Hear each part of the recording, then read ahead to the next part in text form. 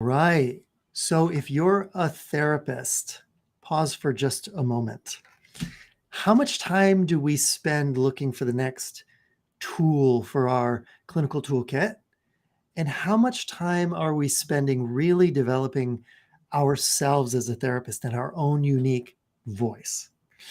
Well, if it's time to look a little bit deeper at developing your own presence and authority as a therapist, you're in the right spot.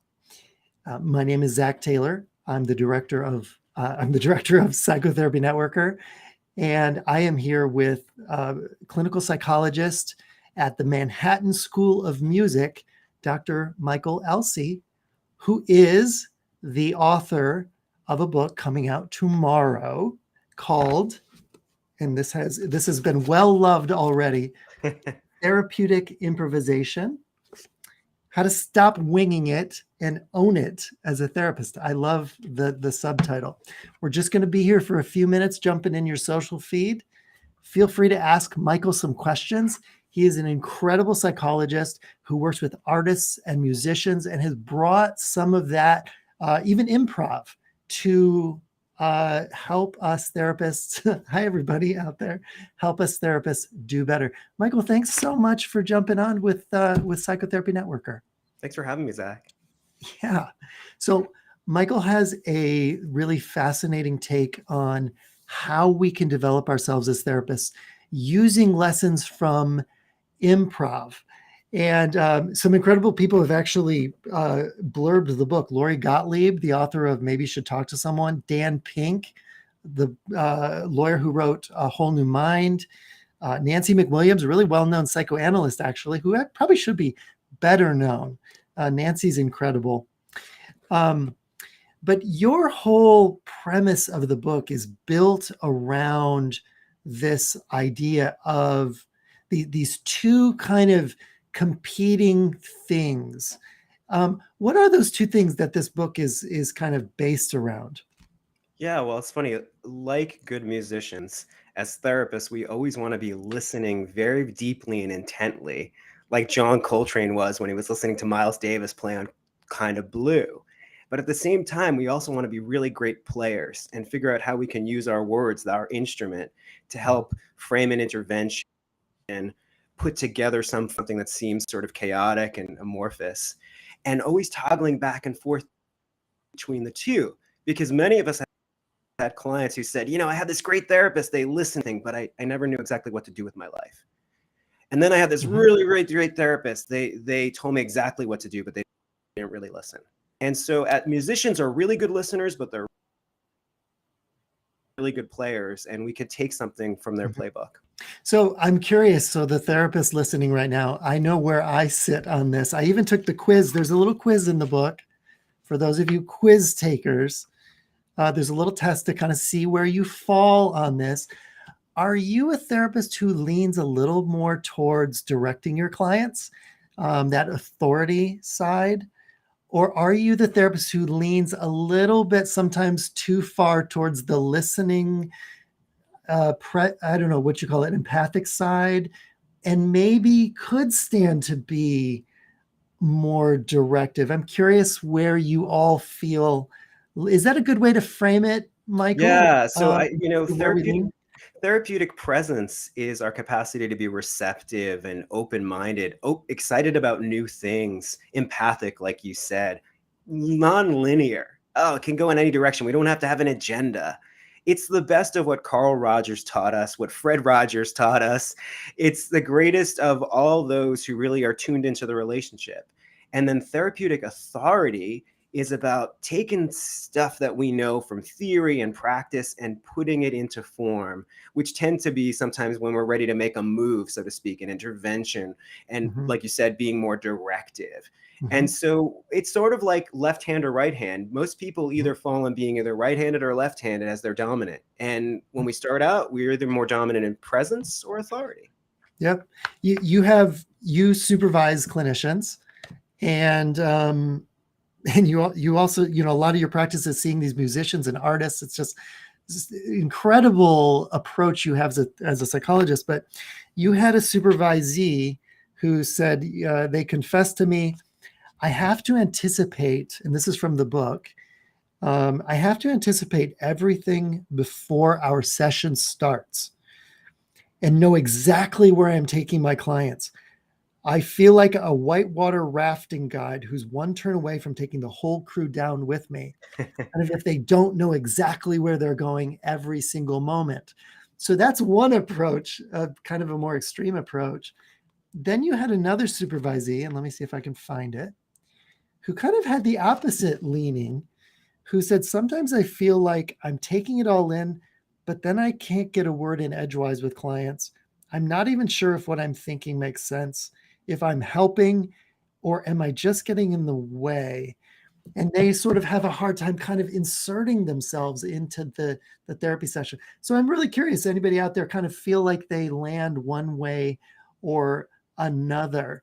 Um, Talk about how we're going to talk about a couple lessons from improv that you've learned that can help therapists kind of find that balance between the two and be truly, truly helpful. But talk to me about these supervisees and kind of what you're hearing from the new therapists and experienced therapists you work with on how you help balance them out. Yeah, I mean, it's really a lot like I'm a pianist by training, and it's really like, so if you have therapeutic authority, a lot of that, you need to sort of work on, let's say, your left hand. Mhm. And your left hand is the therapeutic presence, which is not having to have a full script, being open to not knowing and being uncertain, and to learning to trust that, and to trust your intuition Mhm. or metaphor or your Mhm. humor or self-disclosure. But stuff that's more experience near, stuff that's more kind of allowing things to steep longer before you even say something or make an intervention. It's like, you know how the British say Americans don't steep their tea long enough? Well, in a way, people who are more therapeutically authoritative sometimes don't let the session steep long enough. But then Mhm. on the other hand, there are some people who are really, really great at presence. They're so good at tuning in. They're really intuitive. They're Mhm. really empathic. But sometimes they don't feel a little bit of the healthy chutzpah to make a move and say, hold on, I want to just put this together. This is what I'm seeing. Tell me if this is what sounds right to you. Mhm.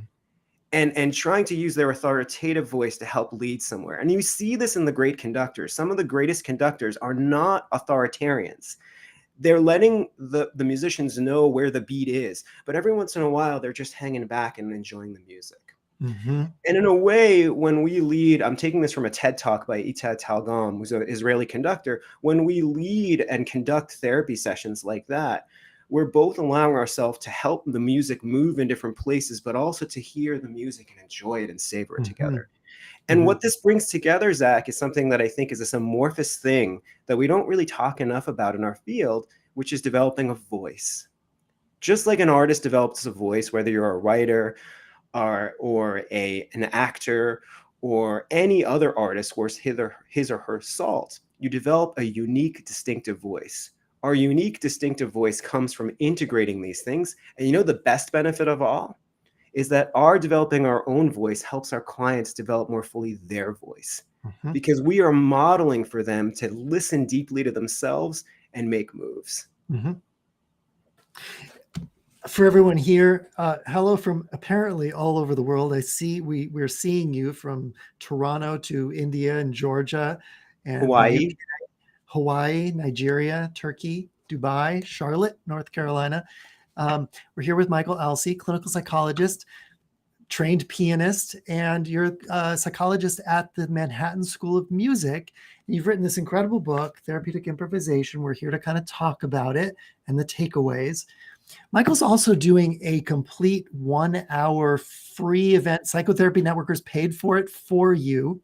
It's called How to Find Your Voice as a Therapist. This is really just a quick taste.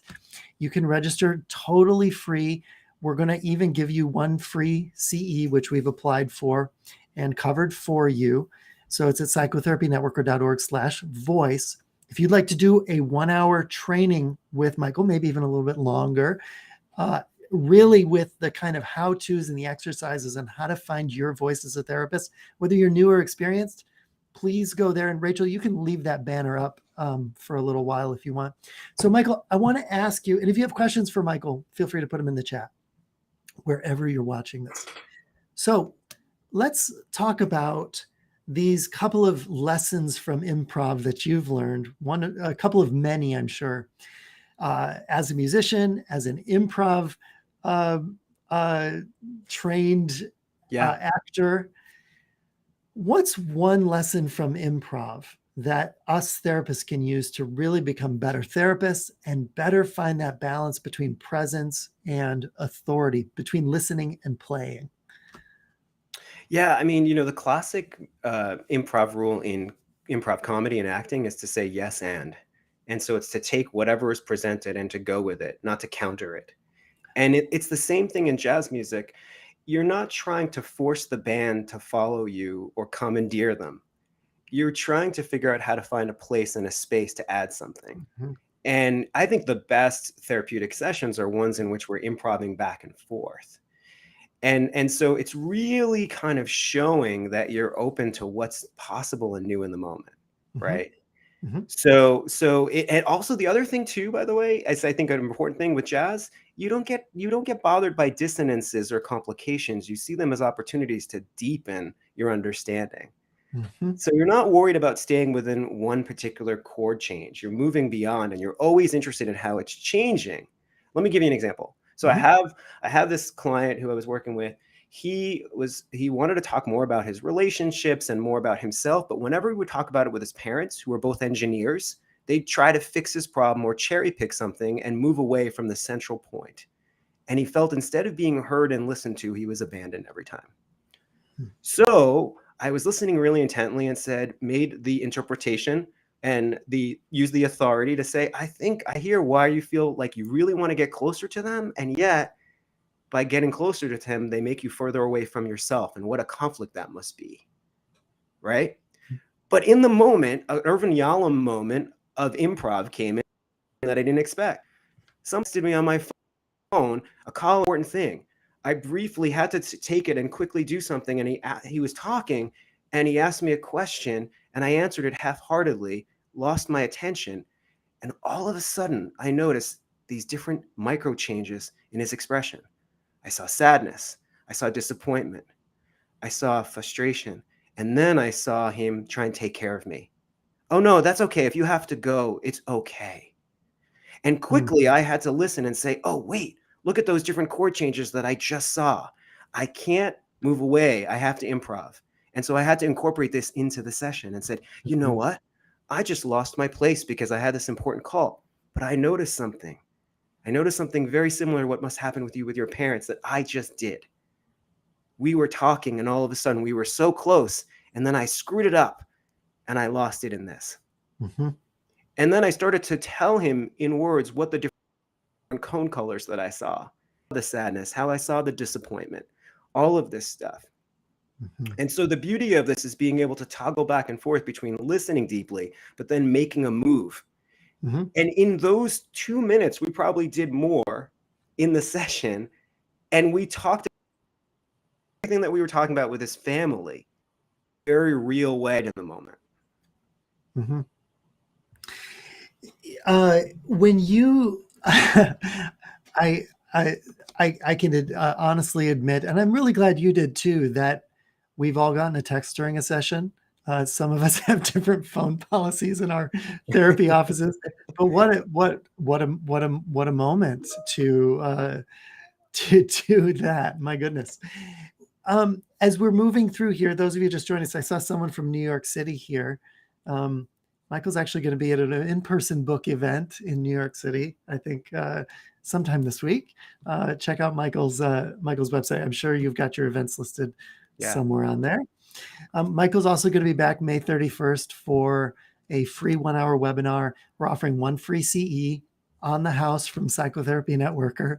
If you want to really learn the exercises and really, maybe you just feel stuck as a therapist and you're not quite sure, do I need to learn a new approach or something, or is it more something I need to learn about presence and authority in the room? Do I need to find my voice? That's what Michael's going to be talking about in that 1-hour session. Okay, so we talked about one lesson from improv. It's the yes and, where you had a rupture in the session and you chose not to ignore the rupture, but you acknowledged it and you built on it, just like a good improv actor would.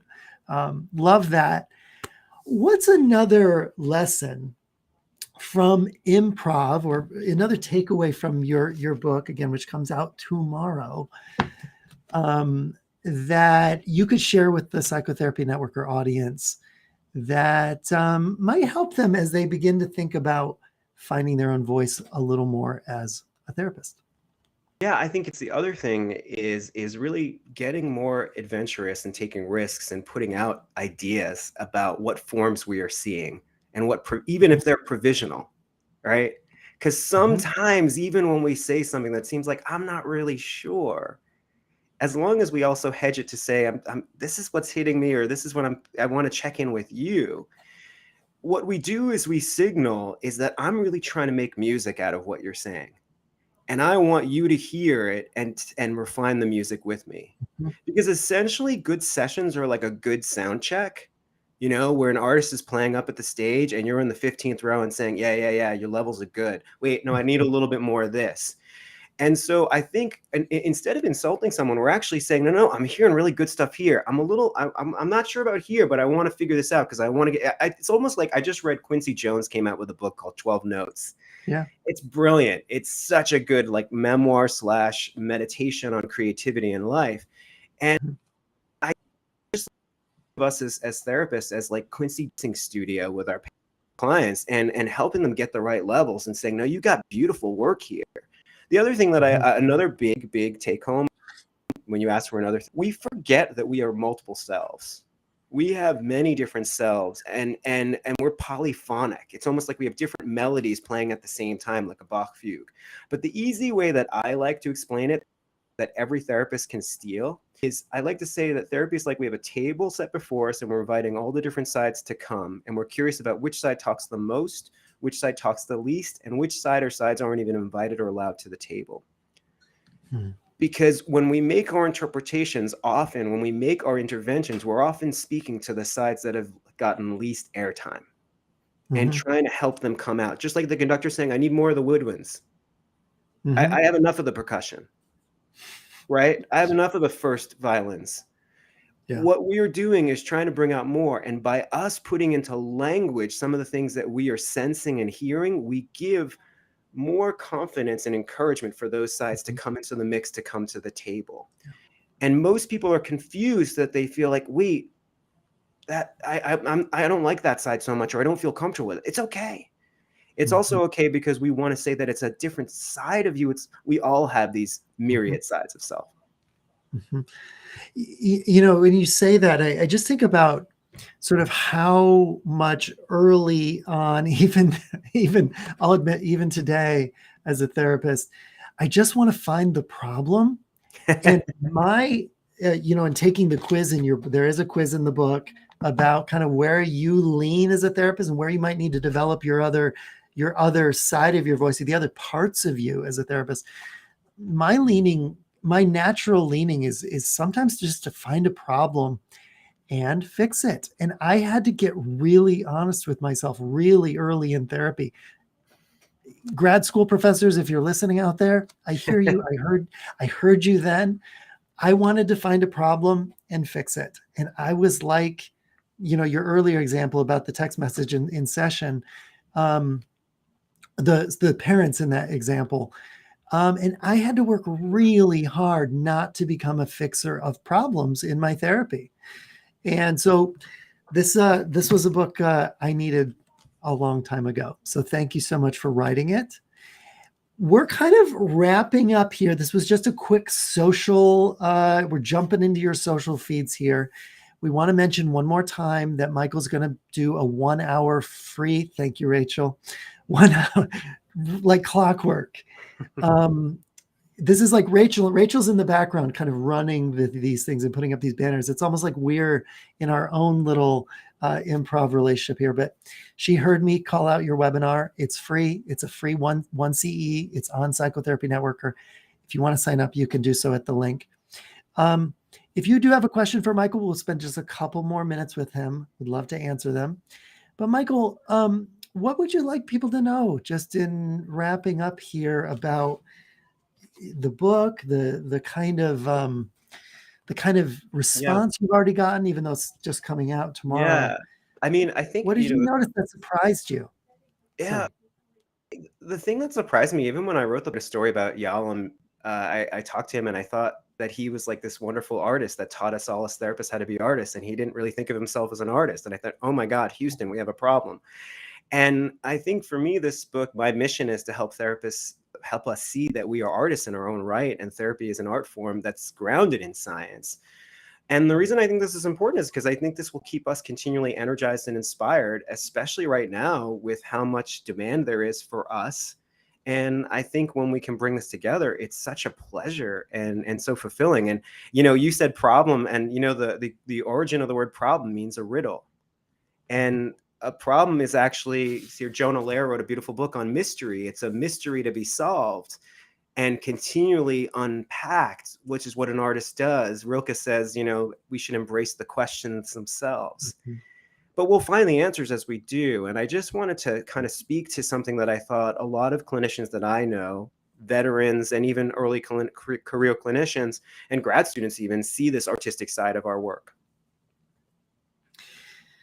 I think it's really critical because for me, the better I found my own voice as a therapist, the less burnout I felt. And I'm not trying to say that we can just avoid burnout with how we think about ourselves as therapists necessarily. There's some real practical sides to burnout that many of us are experiencing. But I noticed sessions got easier. I noticed sessions flowed better when I was better able to balance between being empathic and being directive, and really listening for the, as you call, the chord changes. Mm-hmm. And I do remember you did come to the Psychotherapy Networker Symposium. Irvin Yalom was there, the great existential therapist, wrote the famous book on group therapy, wrote um, Love's The Gift of Executioner. Therapy, Lust Executioner, you name Yeah. it. All the great stories of therapy, he wrote them. And Michael asked a very perceptive question about seeing himself as an artist. And Irv said, I don't see myself as an artist. And later he actually followed up with you about that, didn't he? Yeah, I followed up with him and said, he said to me, actually, I see what you mean, and your comment will stay with me for a very long time. Yeah. Yeah. And So I thought, you've done us the honor of Mhm. sharing our artistry. The least we could do is remind you that you are one. Yeah, right. Super. Well, yeah, he's Michael's going to be back at 1 p.m. Eastern time. Eastern time, 12 p.m. Central, 1 p.m. Eastern. We are confirming that, Kathleen. There was one question. We'll just end on this question, and it's about couples work.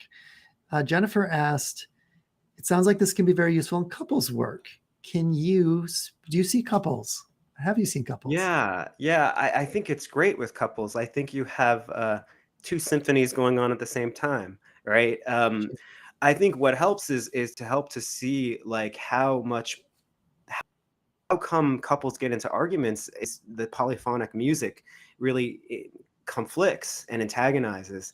And the beautiful thing about couples, we can bring out the best in each other, but we also often bring out the worst in each other.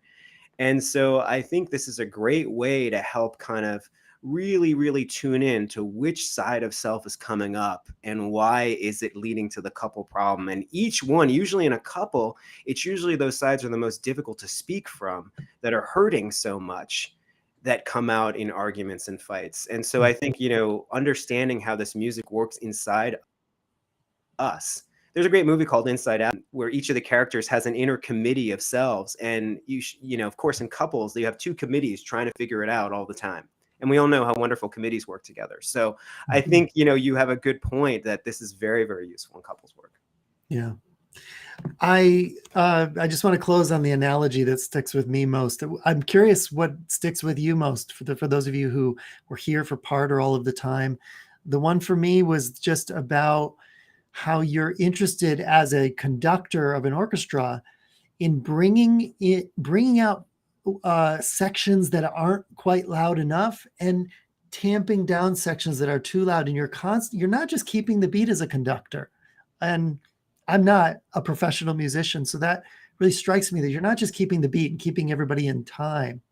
You're listening for what's a little bit too strong and what's a little bit too soft. And I think as we listen to our clients, my takeaway is what's not there that maybe should be there a little more, what part of them, and what part are they kind of rejecting or pushing down, and what parts are a little bit too loud, and how can I as a therapist help balance that orchestra that's inside of my client. So thank you, Michael, for this really inspiring 20 minutes or so. Thanks everybody for joining. We just popped in your social feed by surprise. If you'd like to hear Michael's real training, go to psychotherapynetworker.org/voice, and you're going to spend an hour and earning a CE on Psychotherapy Networker on how to find your voice, which really underlies every other method, whether it's DBT or CBT or ACT or EMDR, whatever you do, this is underneath all of it. So thank you so much, Michael, for being here. Thank you, everybody out there. We'll see you again very soon. Bye-bye.